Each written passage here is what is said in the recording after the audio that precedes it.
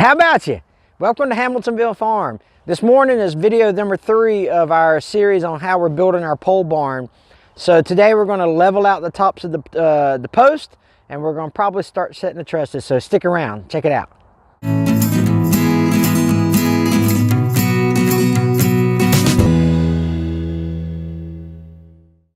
This morning we got some ladders set up on the post already, and what we're going to do is we're going to find the shortest post we got, and we're going to use that as the standard for how high all our posts should be across the board. And so we'll find that top of that shortest post, put a string on it, and run that string out to the other side of the pole barn that we're building. I'll use my MS-291 to get all the tops cut off and you know, be as safe as possible. But you know, speaking of being safe, I don't want, when I'm done with my chainsaw, I don't want to run over it, or I don't want to forget it or lose it. And so I've put it in my saw haul. You know, I've done a really in-depth review of the saw haul, and you can watch the video here. And it's a great product, 100% American made. And you know, a lot of people do saw haul reviews. They do them cutting woods down in paths and all that stuff. But I'm on a construction site, and I'm working in tight, confined spaces, and it's just as applicable around a construction site as it is if you're working down in the woods or around a bunch of lumber. So get yourself a saw haul. I really dig my saw haul. But what we're going to do is, I think what I'm going to have to do is I'm going to have to build some type of jig to lift up my trusses. I'm going to try to assemble the trusses on the ground first. They're 2 pieces, and so I will assemble them on the ground first, and I'll show you that process. And then lift that whole complete truss up to the top. My tractor is not going to be high enough to lift it, so I'm going to have to build a jig of some sort to get it to the top. And then if that goes okay, I'll try it that way. But if it goes a little difficult, then what I'll do is I'll try 1/2 truss at a time, stick it on there, because it weighs, a half a truss doesn't weigh, obviously it doesn't weigh it doesn't weigh as much as a whole truss, right? Because it's half a truss. But with that being said, they're not heavy, but they're awkward. And so you really need 2 or 3 people to kind of help you out with the process. And so if it goes kind of awkward with a whole truss spanning the 16 feet, then I'll try it with a half truss and then connect the 2 in the middle. We'll see how it goes. But I'll show you what the process is. Stick around. All right, we've got the tops cut off, and you know, so we were able to get those. You got to make sure that you draw the lines across there to get the poles at the same height and the same level. But let me talk about my trusses now. I've got some metal trusses that span the 16-foot post, or the 16-foot depth of the shed that I'm building. And so look here. If you look here, the post has 2 holes here, and that's for the carriage bolts to go in, and then this sets on top of the post. So this is the end of this little bracket right here is what's going to set on the top corner of your post. And then if you follow me here is where the 2 posts will connect, and let me show you how they do that. So the kit that I bought has some hardware in it, 3/4 inch bolts that you use, and you're going to need 5 of these per, and the kit that I have, you need 5 of these per truss. You have 3 holes in the middle, 1, 2, 3, and then you have this L beam that goes across to stabilize from side to side, and that's take a bolt in each. So I'm gonna go ahead and secure these up, and then we'll go ahead and lift it onto there, onto the top of the post, and make sure that we get it all flush, square, and plumb. All right.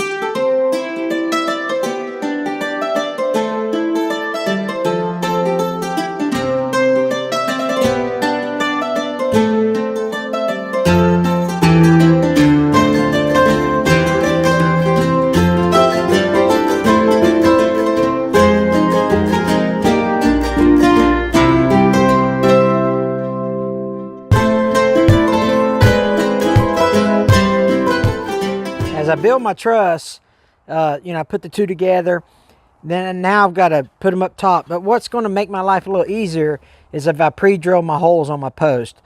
And so what I'll do is I'll measure the distance of these 2 holes from where it's going to set on top of the post here. And so I'll measure it here.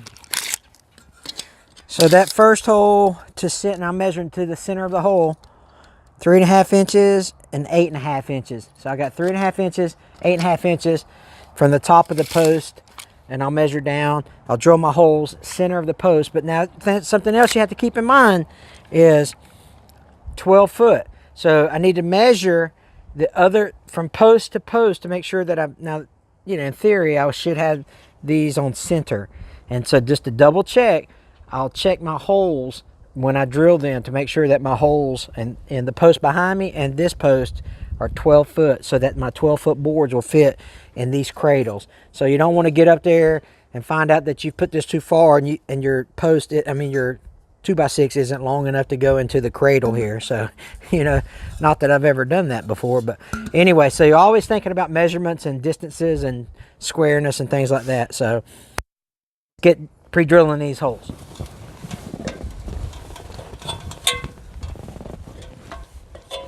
As you get to the top of the ladder, as you're climbing ladders, by the way, you always want 3 contact points. All right, so 2 feet, 1 hand, something, whatever that case may be. And so I'm going to measure from top of the post down to 3.5 and 8.5 inches.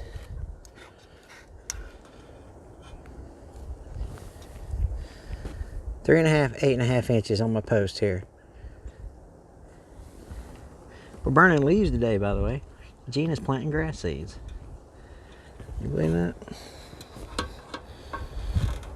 All right. As we're on top of the post, we want 3.5 and 8.5 inches. So here is our 3.5, and here's our 8.5. But we also want it center of the post. So I want 2 3/4 inch. I want 2 3/4 inches from center to center. So let me go ahead and do that. Let me set this phone down and go ahead and do that. I don't know if you can see this or not, but I got a 3.5 inch mark here and an 8.5 inch mark here, and that's going to be the distance of the holes on the post that the truss that I'm going to set on here. And I've also measured from left to right. So that mark is in the center of the face of this beam. All right. So once I put this on here, I'm going to put I've got an auger bit that's, well, it's greater than 6 inches. It's probably a foot long. But anyway, I'll drill a hole in here, and I may just waller it out a little bit, give me some play in here. So anyway, but in theory, it should be spot on. And I measure from this post to the post behind me, that post, and it's exactly 12 foot on center. So I got that part right. So let's climb down. Let's put and another thing is you have to remember when you put your drill on here, my drill has a level indicator on the back of the handle. You have to keep that bit straight and level when you're drilling these holes, because if you don't, your hole will be all cattywampus or whatever, and it may affect the bolt going into the truss. So make sure that your drill is level when you're drilling through the pole. All right. So I'm not going to be able to safely drill this and film it, so you'll just have to see it after it's done.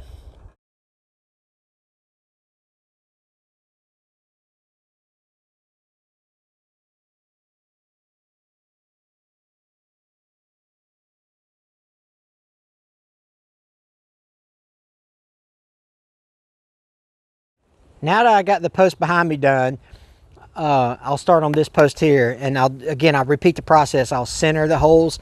I'll center the holes on the post, left to right, 3.5 inches, 8.5 inches, and then re-drill the holes drill the holes on this side, and get this post done, and I'll put the carriage bolts in there. Then we'll be ready to put a truss on this particular set of posts. You saw me climbing the ladder and all that. Just if you guys are going to be doing stuff like this, please be careful, because anytime you climb up and down a ladder, it's inherently dangerous.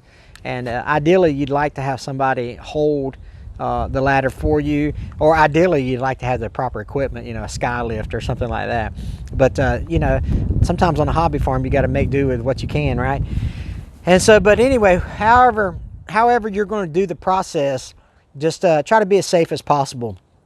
If you've ever built a pole barn, on your property, leave a comment below about, hey, this is how I did it. If you had metal trusses, let me know that. And because I think it's pretty cool to hear people's stories about, you know, hey, this is how I did my trusses, this is how I set my post, and because it helps all of us learn, and that's obviously the goal here. So anyway, I'm gonna finish up these holes on the rest of the post, and then hopefully this afternoon my father-in-law shows up and we can get the trusses set up, because he'll help me with the tractor and things like that. We'll have more hands and that will help. So all right, let's get busy.